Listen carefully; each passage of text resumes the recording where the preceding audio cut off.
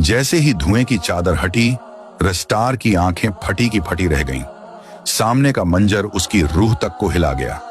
उसका सबसे करीबी, उसका दायां हाथ ज्ञान भाई, अब ब्लैक 444 के साथ खड़ा था।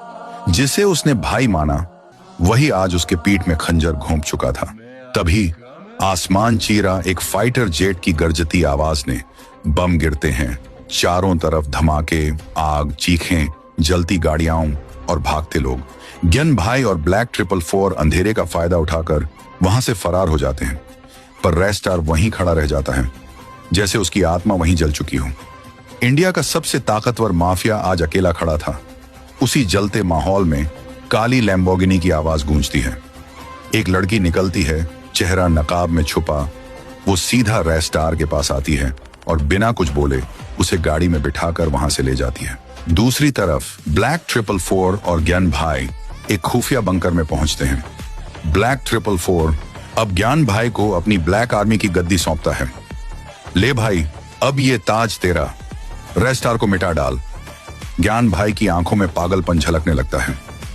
अब वो मुझसे नहीं बचेगा, उसका नाम और निशान मिटा दूंगा। लड़की रेस्टार को एक रहस्यमय जगह छोड़ जाती है। वहां पहुंचकर वो चुपचाप दीवार को घूरता रहता है। भाई, तू ही क्यों? यही सवाल बार बार उसके सीने को चीरता है। तभी फोन बजता है। रेस्टार कॉल उठाता है और जो सुनता है उसका चेहरा सफेद पड़ जाता है। बिना कुछ कहे वो अपनी काली मस्टैंग उठाता है और एक प्राइवेट हेलीपैड की ओर बढ़ता है। हेलीकॉप्टर उड़ता है और कोई नहीं जानता कि वो कहां गया। बस उसके वफादार साथी आसमान में उसका हेलीकॉप्टर देखते रह जाते हैं, खामोश। ज्ञान भाई अंदर आता है, मुस्कुराते हुए कहता है, रेस्टार इंडिया छोड़ गया। ब्लैक 444 ठहाका मारता है, अब इंडिया मेरा है। पर कहानी यहीं खत्म नहीं होती। सवाल अब ये नहीं है कि रेस्टार कहां गया, सवाल अब ये है, अब वो वापस लौटेगा, किसी को नहीं पता।